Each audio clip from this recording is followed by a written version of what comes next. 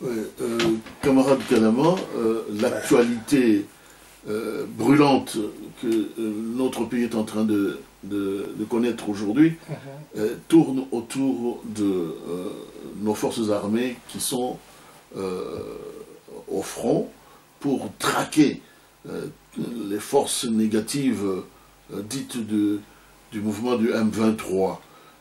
Et puis, avant ton arrivée ici à Lausanne, nous avons suivi ton interview à la radio nationale de Russie, à Moscou.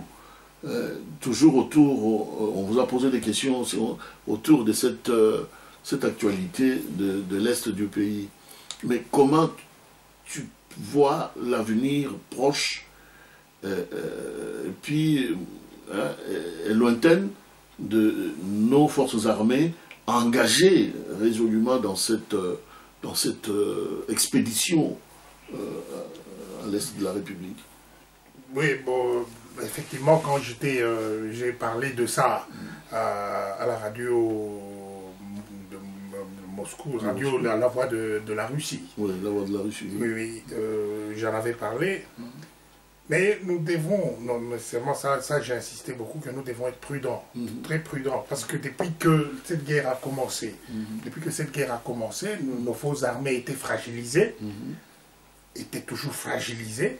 C'est-à-dire que depuis les brassages, les fameux brassages, où on a pris des troupes, des gens comme ça qui ont profité, il y a eu des infiltrés qui sont venus, des infiltrés rwandais qui sont venus dans nos forces armées, et nos officiers, et ça il faut toujours le dire, les officiers congolais étaient mis à l'écart, ils étaient complètement fragilisés. Il y a ceux qui sont restés officiers mais sans fonction, et pourtant ils ont toute l'expertise. Il y a ceux qui sont dans l'armée, qui étaient dans l'armée, qui étaient arrêtés comme ça, pour motif, le prétexte, c'était toujours un coup d'État, qu'ils inventaient comme ça, un coup d'État, inventé par le pouvoir avec toutes ces choses. Nos officiers étaient complètement fragilisés.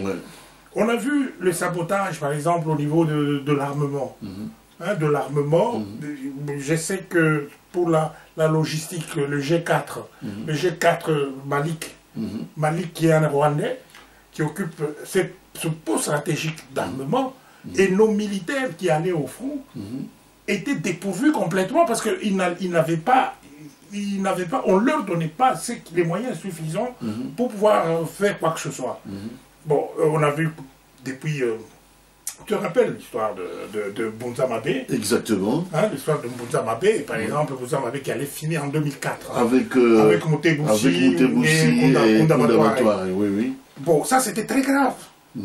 Qui ont même dévalisé donc la banque de Bukavu. Oui, tout à fait. Mais ça c'était très grave et scandaleux.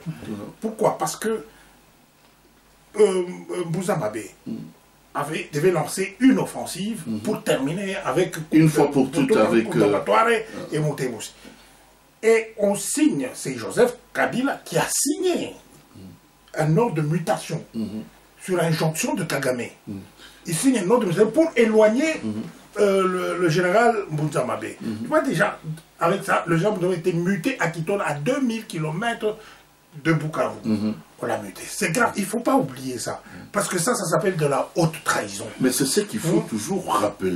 Il faut toujours enfoncer le clou de la haute trahison. Pour que la population congolaise... Cette guerre serait déjà finie, ça serait déjà terminé depuis longtemps, si nous, Congolais, on pouvait prendre... Si nous nous prenons en charge, on a vu, on se prend en charge et on fait ce qu'on fait en tant que Congolais, on défend notre pays. Mais on le mute. Et puis il est resté là-bas, fini, terminé, on a essayé de bouger, et on a retrouvé, Kunda-Batware est resté pendant 5 ans, protégé par la MONUC, qui en ce moment, avec le responsable de la MONUC là, qui était là, il était protégé, Kunda-Batware était protégé. À chaque fois que les forces armées congolaises voulaient intervenir... Le comble d'ailleurs, c'est que... La MONUSCO lorsqu'il n'était plus à la tête donc de son mouvement, ouais. il s'est retrouvé carrément de l'autre côté de la frontière, donc au Rwanda, Rwandais. où il est jusqu'aujourd'hui protégé par le Rwanda. Alors qu'en ce moment-là, il s'est présenté comme un rebelle congolais qui combat donc le régime. On l'appelait même rebelle. Voilà. Alors que ce sont des infiltrés rwandais qu'on a infiltrés dans notre armée, aujourd'hui on les appelle. Pour agresser notre pays. Ils ont créé le CNDP. Les CNDP, ils ont créé le CNDP. Comme ça, après le RCD, de Roubaix, voilà, on a mis le CNDP.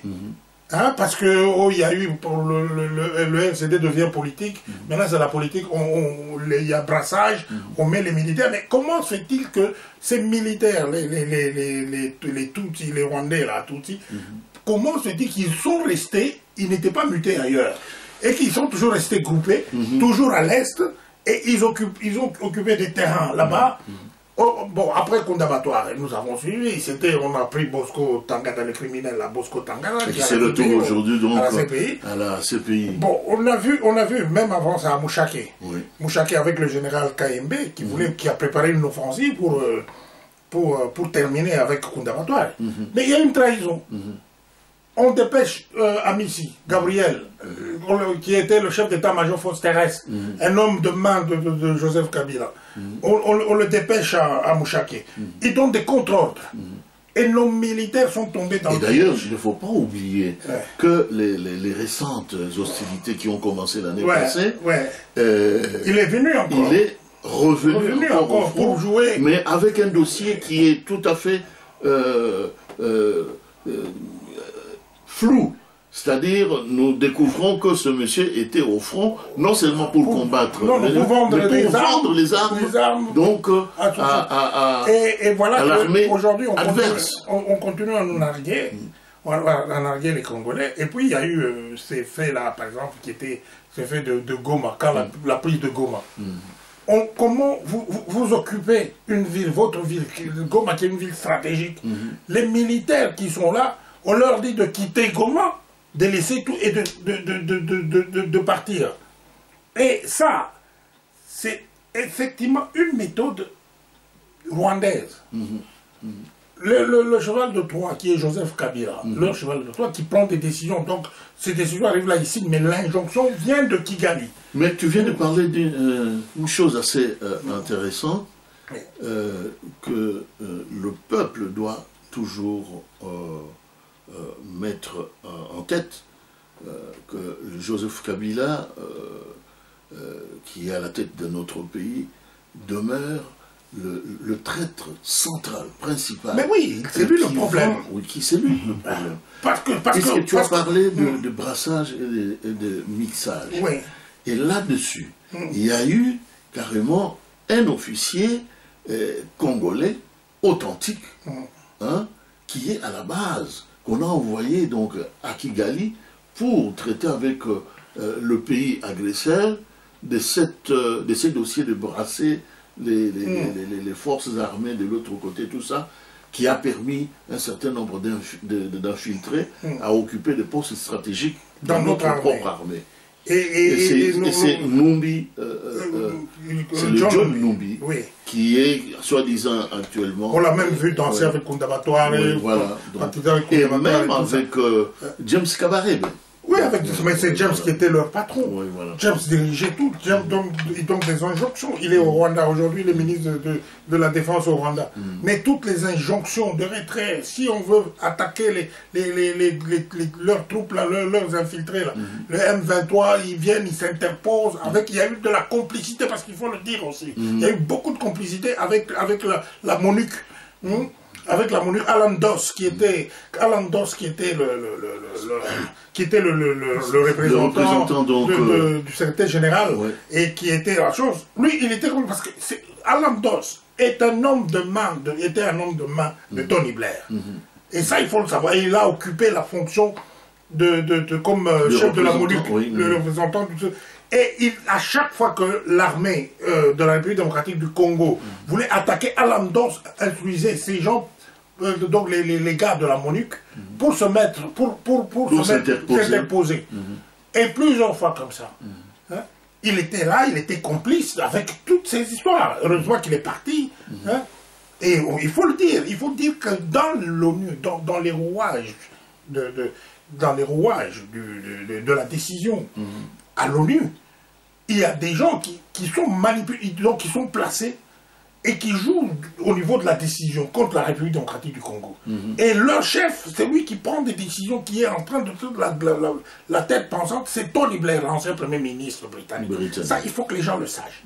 Et que si ça continue aujourd'hui, si Kagame est en train de faire la tête, il est têtu, on voit, il est tout fier. Mais c'est parce que Tony Blair est là, il est soutient. Aujourd'hui, Tony Blair, il peut faire ce qu'il veut. Il peut faire ce qu'il veut. Parce que c'est clair, c'est vrai. Tony Blair est dans le conseil de la présidence du Rwanda aujourd'hui, et il a au moins une dizaine de personnes comme ça, des Britanniques, qui travaillent pour lui, le gouvernement, pour déstabiliser le Congo. Parce que la finalité de Tony Blair, c'est quoi? Cette finalité, c'est arriver à la balkanisation de la République démocratique du Congo. Mais comme, c'est ce que j'avais dit aussi à la radio de Moscou, et comme ils n'ont pas d'éléments, pour pouvoir provoquer, manipuler et provoquer, par exemple, une guerre tribale ou une guerre à base de la tribu ou quelque chose comme ça, ils n'en ont pas. En République démocratique du Congo, nous, on n'est pas apporté, on n'a pas cette culture de guerre, on ne peut pas se battre pour la tribu, on ne peut pas se battre pour la religion. Donc, on a déjà dépassé ce stade-là. Donc, il n'y a pas de raison pour que nous, Congolais, nous battions entre nous, comme au Rwanda, les Tutsis, les Hutus, des trucs comme ça. Ça n'existe pas.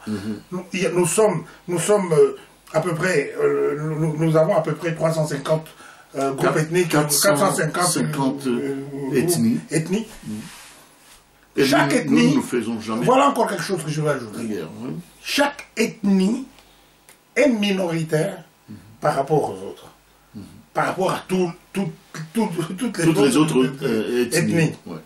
Or, les gens qu'on appelle les Tutsis, ils s'appelaient les Tutsis congolais, comme si Tutsis c'était une tribu.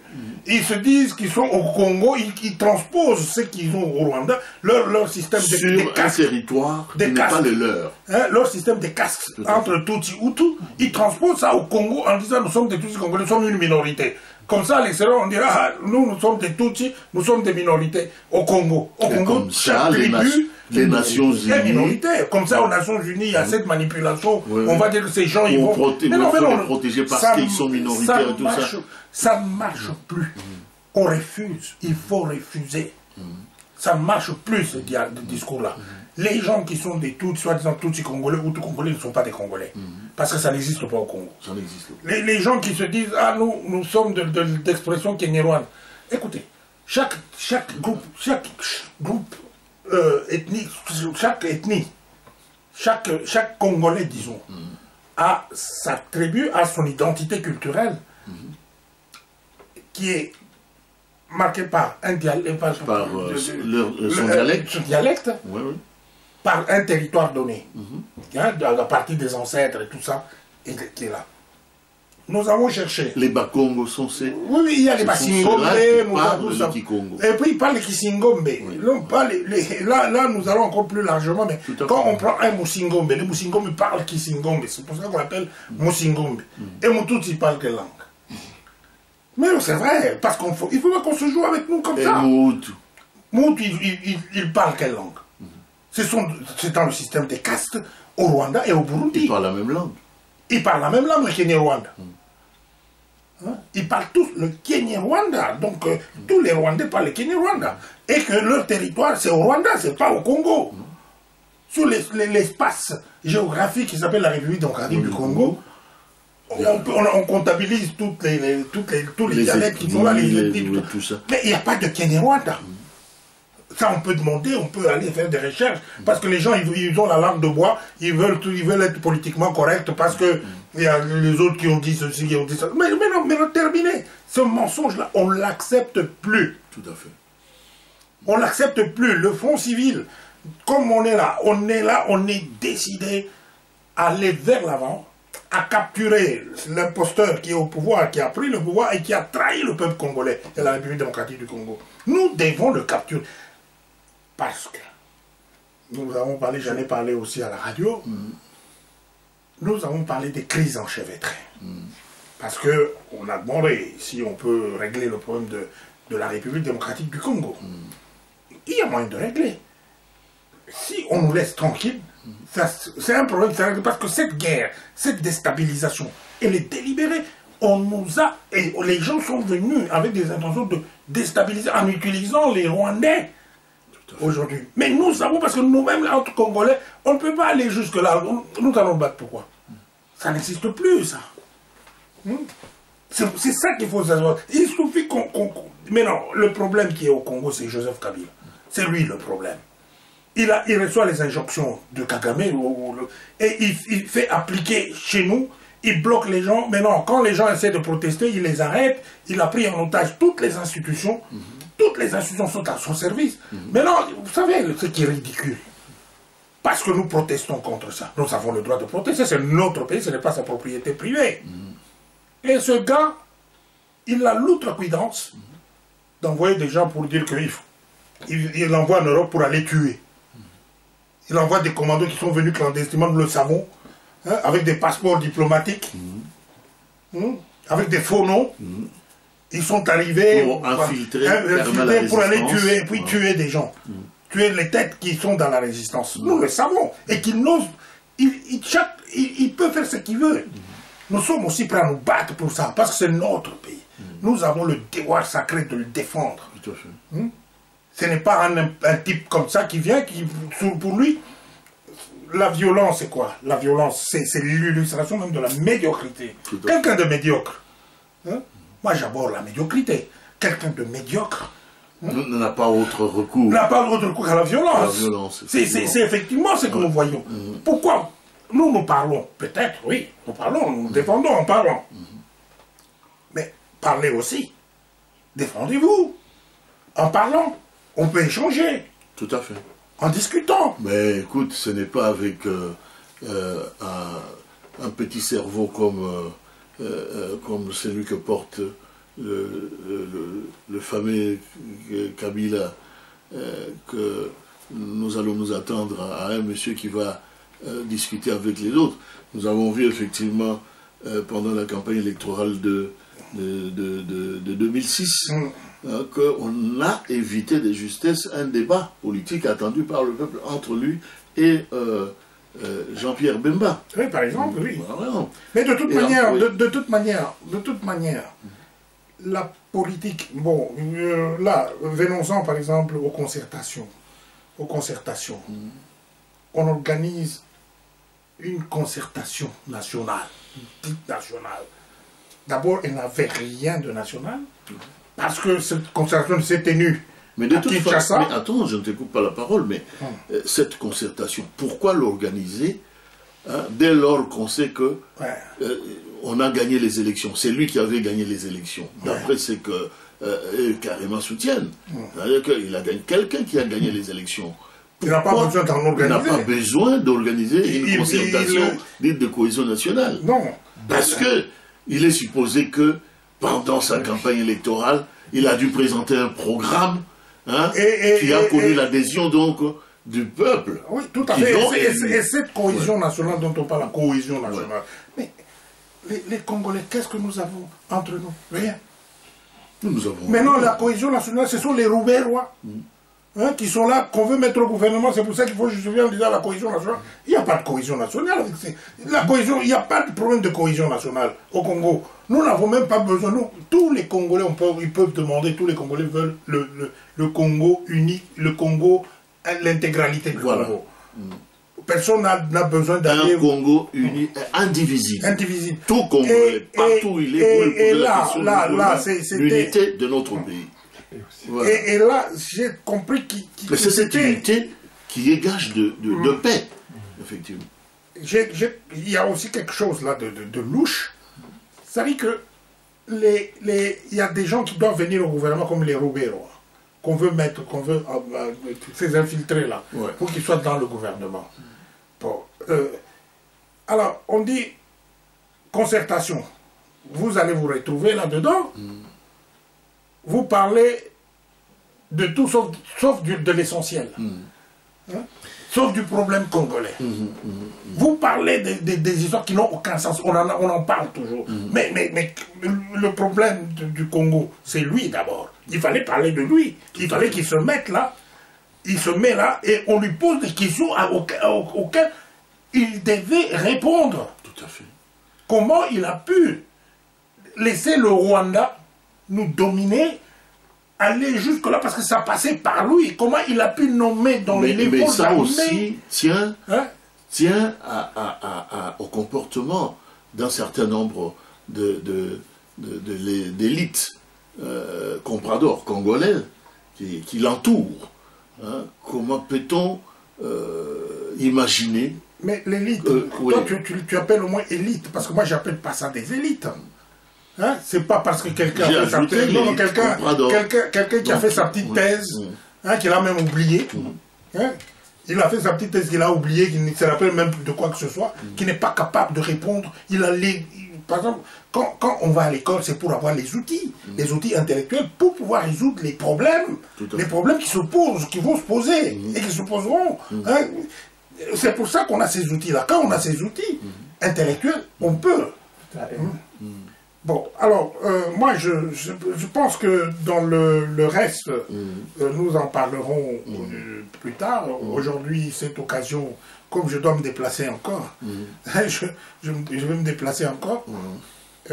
Tout ce que je peux vous dire, c'est merci de m'avoir accueilli correctement. Non, mais c'est révolutionnaire. Hein, et puis,